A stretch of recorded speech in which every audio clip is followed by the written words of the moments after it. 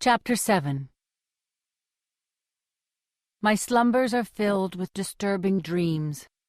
The face of the red-headed girl intertwines with gory images from earlier Hunger Games, with my mother withdrawn and unreachable, with Prim emaciated and terrified.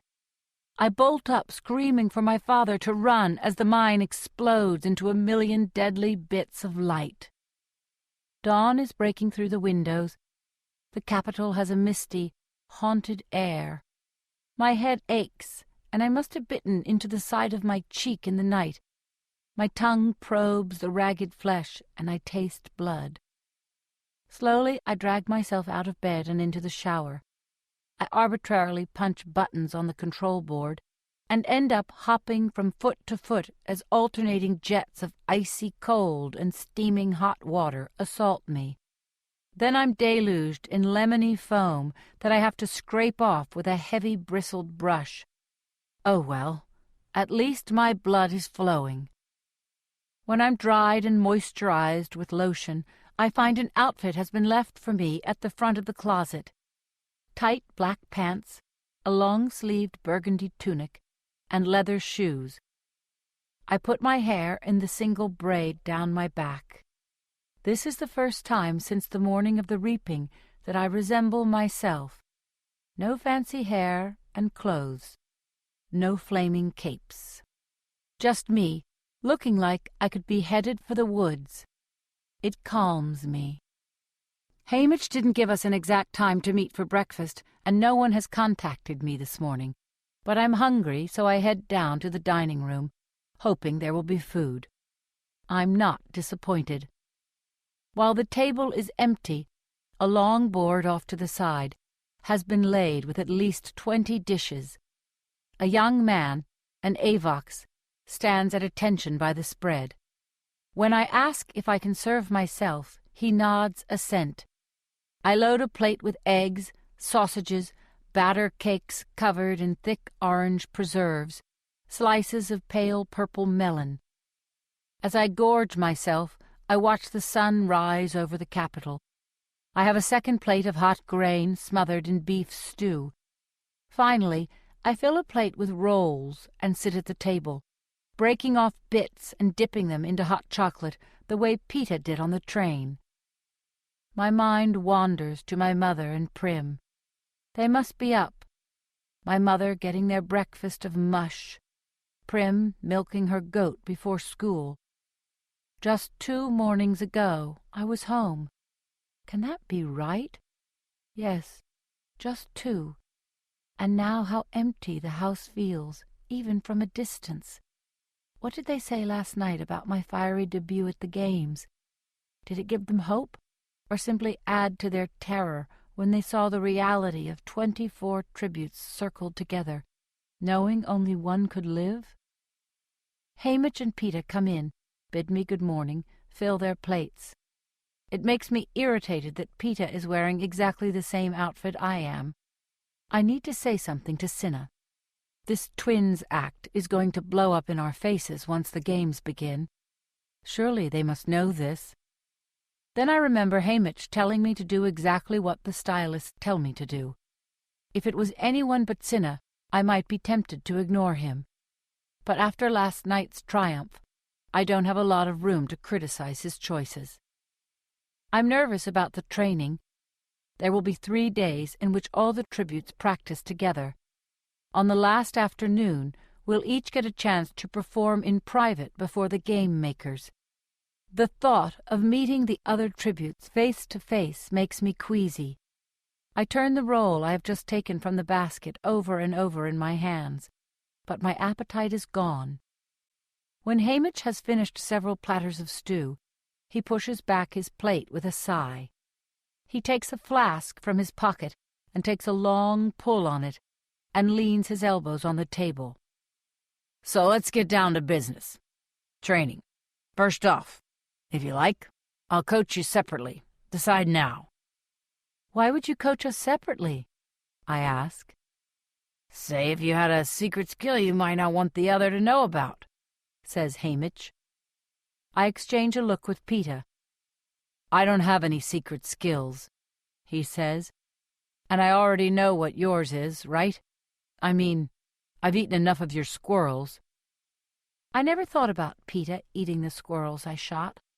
Somehow I always pictured the baker quietly going off and frying them up for himself.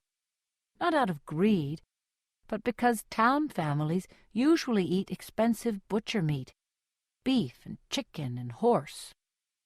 "You can coach us together," I tell Hamish. Peter nods.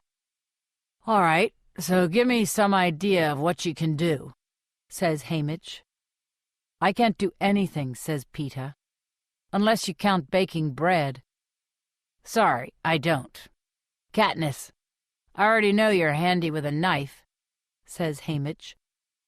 "Not really, but I can hunt," I say, "with a bow and arrow." "And you're good?" asks Hamish. I have to think about it. I've been putting food on the table for 4 years. That's no small task. I'm not as good as my father was, but he'd had more practice. I've better aim than Gale, but I've had more practice. He's a genius with traps and snares. "I'm all right," I say. "She's excellent," says Peter. "My father buys her squirrels. He always comments on how the arrows never pierce the body. She hits every one in the eye. It's the same with the rabbits she sells to the butcher. She can even bring down a deer." This assessment of my skills from Peter takes me totally by surprise. First, that he ever noticed. Second, that he's talking me up. "What are you doing?" I ask him suspiciously. "What are you doing? If he's going to help you, he has to know what you're capable of. Don't underrate yourself," says Peter. I don't know why, but this rubs me the wrong way. "What about you? I've seen you in the market. You can lift 100-pound bags of flour," I snap at him. "Tell him that. That's not nothing." "Yes, and I'm sure the arena will be full of bags of flour for me to chuck at people. It's not like being able to use a weapon. You know it isn't," he shoots back. "He can wrestle," I tell Hamish.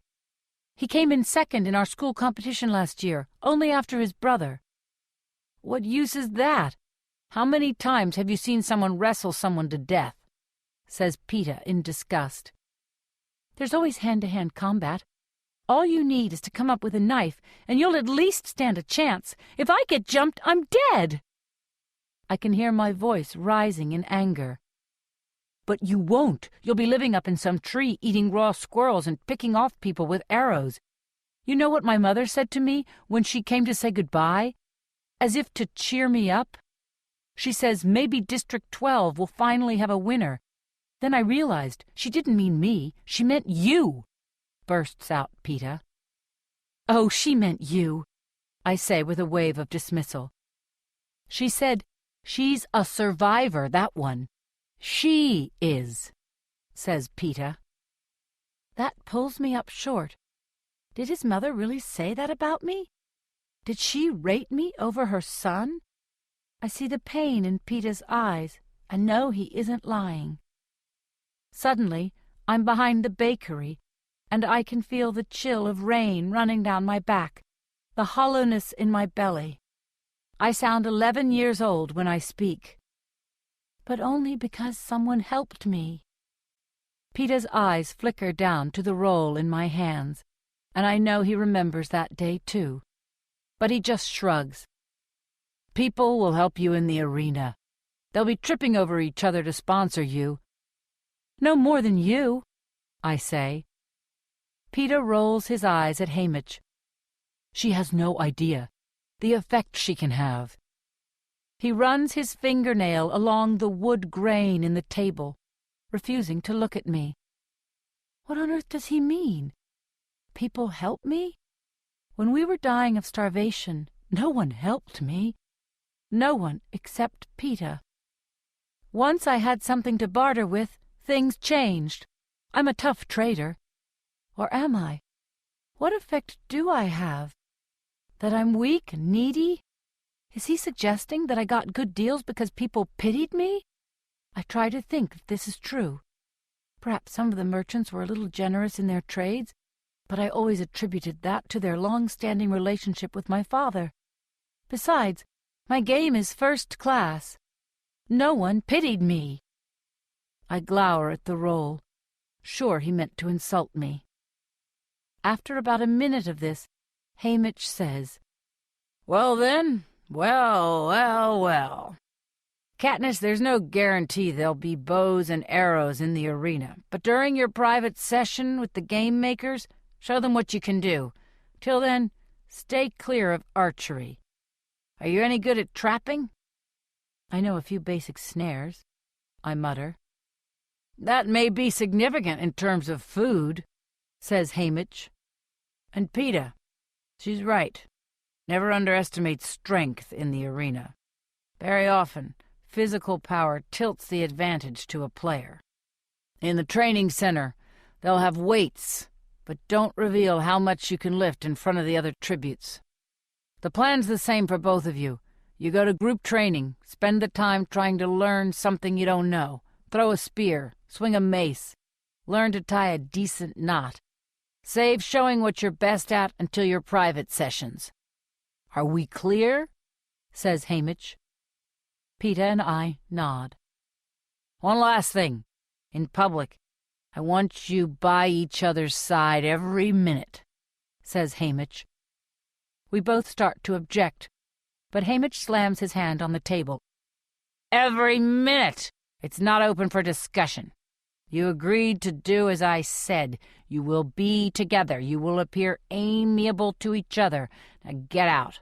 Meet Effie at the elevator at 10 for training." I bite my lip and stalk back to my room, making sure Peeta can hear the door slam. I sit on the bed, hating Hamish, hating Peeta, hating myself for mentioning that day long ago in the rain. It's such a joke. Peeta and I going along, pretending to be friends, talking up each other's strengths, insisting the other take credit for their abilities.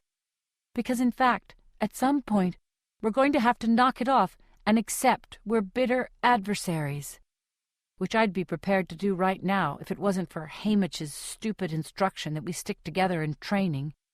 It's my own fault, I guess, for telling him he didn't have to coach us separately. But that didn't mean I wanted to do everything with Peeta, who, by the way, clearly doesn't want to be partnering up with me either.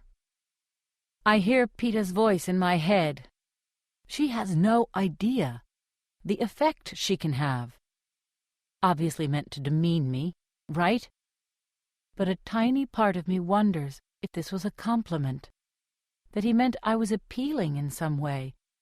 It's weird how much he's noticed me, like the attention he's paid to my hunting, and apparently I have not been as oblivious to him as I imagined either. The flower, the wrestling, I have kept track of the boy with the bread. It's almost 10. I clean my teeth and smooth back my hair again. Anger temporarily blocked out my nervousness about meeting the other tributes, but now I can feel my anxiety rising again. By the time I meet Effie and Peeta at the elevator, I catch myself biting my nails. I stop at once. The actual training rooms are below ground level of our building. With these elevators, the ride is less than a minute. The doors open into an enormous gymnasium filled with various weapons and obstacle courses. Although it's not yet 10, we're the last ones to arrive. The other tributes are gathered in a tense circle. They each have a cloth square with their district number on it pinned to their shirts. While someone pins the number 12 on my back, I do a quick assessment. Peeta and I are the only two dressed alike. As soon as we join the circle, the head trainer, a tall, athletic woman named Atala, steps up and begins to explain the training schedule. Experts in each skill will remain at their stations.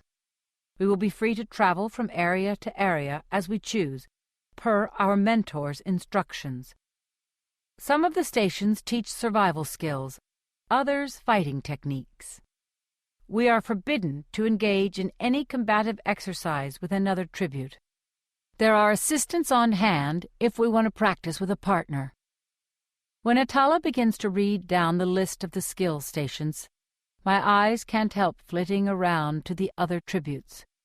It's the first time we've been assembled on level ground in simple clothes. My heart sinks. Almost all of the boys and at least half of the girls are bigger than I am, even though many of the tributes have never been fed properly.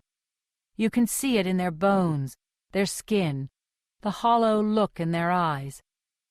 I may be smaller naturally, but overall my family's resourcefulness has given me an edge in that area. I stand straight, and while I'm thin, I'm strong. The meat and plants from the woods, combined with the exertion it took to get them, have given me a healthier body than most of those I see around me.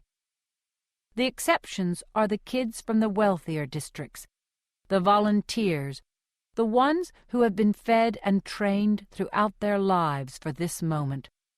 The tributes from 1, 2, and 4 traditionally have this look about them. It's technically against the rules to train tributes before they reach the capital, but it happens every year. In District 12, we call them the career tributes, or just the careers. And like as not, the winner will be one of them. The slight advantage I held coming into the training center, my fiery entrance last night, seems to vanish in the presence of my competition. The other tributes were jealous of us, but not because we were amazing, because our stylists were. Now I see nothing but contempt in the glances of the career tributes. Each must have 50 to 100 pounds on me. They project arrogance and brutality. When Atala releases us, they head straight for the deadliest-looking weapons in the gym and handle them with ease. I'm thinking that it's lucky I'm a fast runner when Peter nudges my arm and I jump. He is still beside me, per Hamish's instructions. His expression is sober. "Where would you like to start?" I look around at the career tributes who are showing off, clearly trying to intimidate the field. Then at the others, the underfed, the incompetent, shakily having their first lessons with a knife or an axe. "Suppose we tie some knots," I say. "Right you are," says Peter. We cross to an empty station where the trainer seems pleased to have students. You get the feeling that the knot-tying class is not the Hunger Games hotspot. When he realizes I know something about snares, he shows us a simple, excellent trap that will leave a human competitor dangling by a leg from a tree. We concentrate on this one skill for an hour until both of us have mastered it. Then we move on to camouflage. Peter genuinely seems to enjoy this station, swirling a combination of mud and clay and berry juices around on his pale skin, weaving disguises from vines and leaves. The trainer who runs the camouflage station is full of enthusiasm at his work. "I do the cakes," he admits to me. "The cakes?" I ask. I've been preoccupied with watching the boy from District 2 send a spear through a dummy's heart from 15 yards. "What cakes?" "At home, the iced ones, for the bakery," he says. He means the ones they display in the windows, fancy cakes with flowers and pretty things painted in frosting. They're for birthdays and New Year's Day. When we're in the square, Prim always drags me over to admire them, although we'd never be able to afford one. There's little enough beauty in District 12, though, so I can hardly deny her this. I look more critically at the design on Peter's arm. The alternating pattern of light and dark suggests sunlight falling through the leaves in the woods. I wonder how he knows this, since I doubt he's ever been beyond the fence. Has he been able to pick this up from just that scraggly old apple tree in his backyard? Somehow the whole thing, his skill, those inaccessible cakes, the praise of the camouflage expert, annoys me. It's lovely, If only you could frost someone to death, I say. Don't be so superior. You can never tell what you'll find in the arena. Say it's actually a gigantic cake, begins Peter. Say we move on, I break in. So the next 3 days pass with Peter and I going quietly from station to station. We do pick up some valuable skills, from starting fires to knife throwing to making shelter. Despite Hamish's order to appear mediocre, Peter excels in hand-to-hand combat, and I sweep the edible plants test without blinking an eye. We steer clear of archery and weightlifting, though, wanting to save those for our private sessions. The game makers appeared early on the first day. 20 or so men and women dressed in deep purple robes. They sit in the elevated stands that surround the gymnasium, sometimes wandering about to watch us, jotting down notes, other times eating at the endless banquet that has been set for them, ignoring the lot of us. But they do seem to be keeping their eye on the District 12 tributes. Several times I've looked up to find one fixated on me. They consult with the trainers during our meals as well. We see them all gathered together when we come back. Breakfast and dinner are served on our floor, but at lunch the 24 of us eat in a dining room off the gymnasium. Food is arranged on carts around the room, and you serve yourself. The careered tributes tend to gather rowdily around one table, as if to prove their superiority, that they have no fear of one another and consider the rest of us beneath notice. Most of the other tributes sit alone, like lost sheep. No one says a word to us. Peter and I eat together, and since Hamish keeps dogging us about it, try to keep up a friendly conversation during the meals. It's not easy to find a topic. Talking of home is painful. Talking of the present unbearable. One day Peter empties out our bread basket and points out how they have been careful to include types from the districts, along with the refined bread of the capital. The fish-shaped loaf tinted green with seaweed from District 4. The crescent moon roll dotted with seeds from District 11. Somehow, although it's made from the same stuff, it looks a lot more appetizing than the ugly drop biscuits that are the standard fare at home. And there you have it, says Peter, scooping the breads back in the basket. You certainly know a lot, I say. Only about bread, he says. Okay, now laugh as if I've said something funny. We both give a somewhat convincing laugh and ignore the stares from around the room. All right, I'll keep smiling pleasantly and you talk, says Peter. It's wearing us both out, Hamish's direction to be friendly, because ever since I slammed my door, there's been a chill in the air between us. But we have our orders.